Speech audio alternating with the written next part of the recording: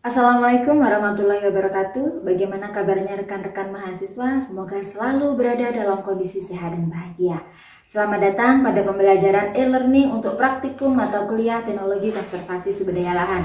Perkenalkan, saya Isti Kanita, dosen jurusan Tanah Fakultas Pertanian Universitas Brawijaya. Di sini saya selaku koordinator praktikum mata kuliah Teknologi Konservasi Sumber Daya Lahan. Baiklah, pada kesempatan kali ini saya akan memaparkan gambaran umum pelaksanaan praktikum MKTK-SBL selama 1 semester mendatang. Langkah pertama, marilah kita maknai satu persatu terlebih dahulu kata konservasi dan juga kata sumber daya lahan.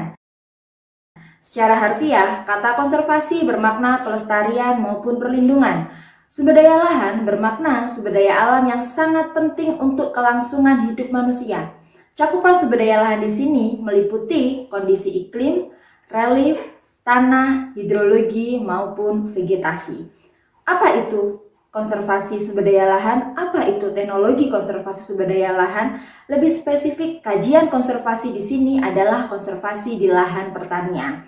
Untuk itu, maknanya adalah segala konservasi yang diterapkan pada lahan baik berupa konservasi tanah maupun konservasi air yang bertujuan untuk mendapatkan produksi optimum yang berkesinambungan. Sehingga secara sederhana dapat disimpulkan bahwa kegiatan konservasi ini sama halnya dengan peningkatan hasil.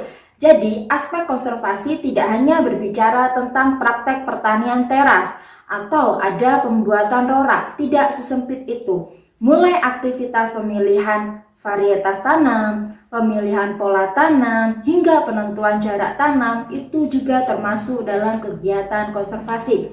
Sehingga yang perlu dipahami di sini adalah kondisi lahan sangat dinamis.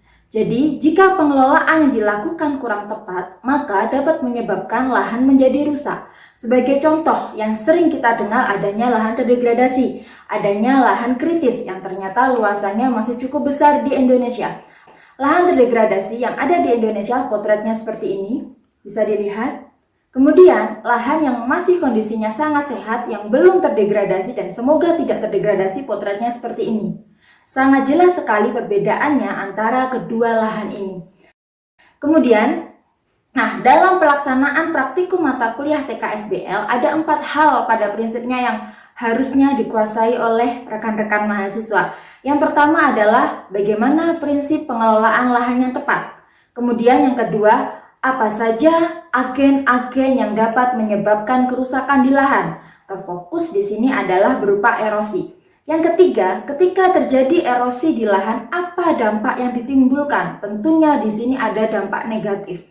Kemudian yang terakhir adalah bagaimana kita melakukan upaya penanggulangan. Nah, untuk upaya penanggulangan di sini dalam kajian konservasi kita bisa membaginya menjadi 3, yaitu ada konservasi mekanis, ada konservasi vegetatif, dan yang ketiga ada konservasi kimiawi. Yang ada di lahan yang sangat jelas sekali kita rasakan setiap tahunnya di Indonesia adalah ketika terjadi hujan, banyak sekali daerah yang mengalami banjir. Sedangkan ketika mengalami musim kemarau, banyak sekali kekeringan yang terjadi. Itu adalah bukti bahwasannya di Indonesia sudah tidak lagi sehat untuk kondisi lahannya. Nah, bagaimana penanganannya kalau misalkan ternyata permasalahan ada di lahan pertanian? Banyak hal yang bisa kita lakukan, yakni dengan apa? Dengan menerapkan misalkan ada contour planting, atau bisa juga kita menerapkan strip cropping, dan juga bisa juga kita menerapkan yang namanya penanaman lorong. Selain itu bisa juga kita menerapkan yang namanya adalah penanaman pagar. Jadi apa yang saya sampaikan tadi itu adalah segambaran kecil saja beberapa tindakan konservasi yang bisa kita lakukan. Baiklah, demikian gambaran keseluruhan pembelajaran praktikum MKTK-SBL yang akan diselenggarakan selama 1 semester mendatang. Selamat menempuh, selamat berjuang, dan selalu berupaya menjadi yang terbaik.